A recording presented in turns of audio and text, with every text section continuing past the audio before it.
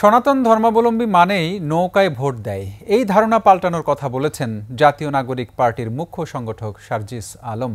পঞ্চগড়ে অটোয়ারীতে মন্দির পরিদর্শন শেষে সনাতন ধর্মাবলম্বীদের সাথে মতবিনিময় সভায় এ কথা বলেন তিনি। আওয়ামী লীগ সনাতন ধর্মাবলম্বীদের উল্লেখযোগ্য কি দিয়েছে বলে প্রশ্ন তোলেন সার্জিস। বলেন, যারা আপনাদের পাশে দাঁড়াবে তাদেরকেই ভোট দেবেন। জুলাই অভ্যুত্থানের পর বিভিন্ন স্থাপনায় হামলার ঘটনায় জড়িতদের সুযোগ সন্ধানী বলে উল্লেখ করেন সার্জিস। মূল ধারণা আছে কিন্তু মানুষের ভিতরে যে আমার একজন সনাতন ধর্মাবলম্বী ভাই মানে সে মনে হয় নৌকায় ভোট দেয়।